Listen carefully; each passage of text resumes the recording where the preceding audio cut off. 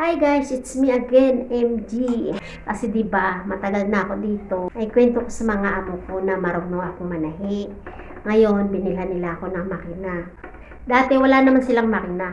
So binilhan nila ako ng makina. Ayan yung binili nila sa akin makina ko. Ayan yan. Ano lang yan, portable. Ewan ko magkano bilhin niya dyan. Gusto niyang ipalit sa akin ay yung marunong manahi. Sabi niya kung may kakilala daw ako marunong manahi. Sabi ko wala. Ako siguro pag uwi ko, mananahi ako kasi magtitindahan ako. Tapos, may makina naman ako sa bahay. Siguro pwede ako manahi. Mga short, mga punda, tapos bibenta ko. Mabubuhay na ako. Nag-sewer ako sa Pinas. Lugi kasi ako pag nag-sewer ako sa Pinas. Magkano lang ang lugi sa pamasahe, pagkain pa, pagkain. Nag-sewer na ako, 10 years ako nag-sewer, pero nabaon ako sa utang, kaya nandito ako ngayon sa abroad. Sewer pa rin, sewer nakatulong. Papatahin din sila sa akin ng kurtina, yan. Ako na nahinyan yung sa table na yan. Yung ako tumahin yan, mabubuhay tayo sa Pinas. Nag-ipon lang kasi ako ng na pang-negosyo. Mahirap kasi pag wala kang pera sa Pinas. Marami ako natahi sa kanila, lalo yung anak niya. Lagi yung nagpapatahi sa akin ng damit, nagpaputol ng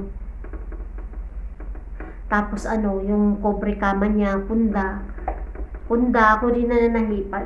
Dapat binibigyan nila ako para naman ganahan ako, di ba? Natatawa ako dun sa anak niya. Sabi niya kanina. Kasi nakasimangot ako. Sabi niya, salita niya, sabi niya, naku, nakasimangot, may papagawa pa naman sana. Sabi ko, ano yun? Ay,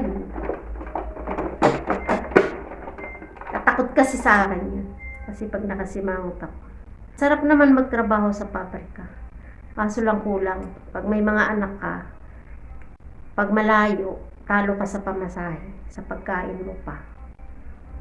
Talo talaga ako, tapos marami pa akong utang. Kaya ako nagkabaon-baon sa utang nun. May gustong pumalit sa akin dito, gustong maliit lang ang sweldo. Pero sigurado naman na mabait sila.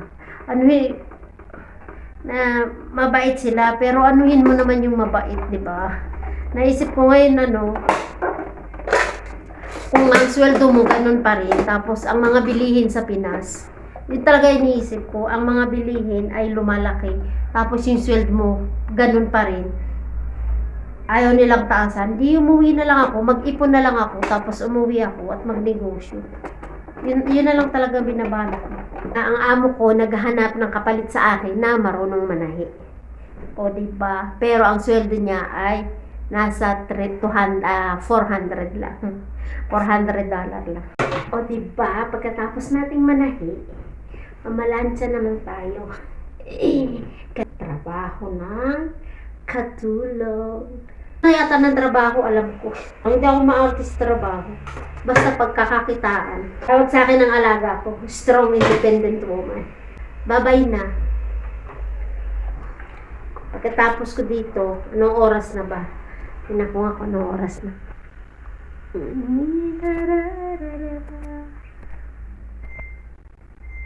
Alas 9. Kita mo?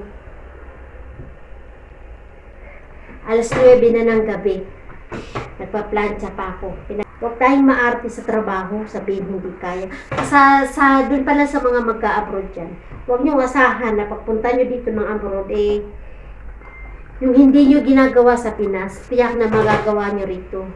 Kung ang arte-arte mo dyan sa Pinas, dito, hindi ka dapat maging maarte. Dapat alam mo at kayanin mo lahat. Diba?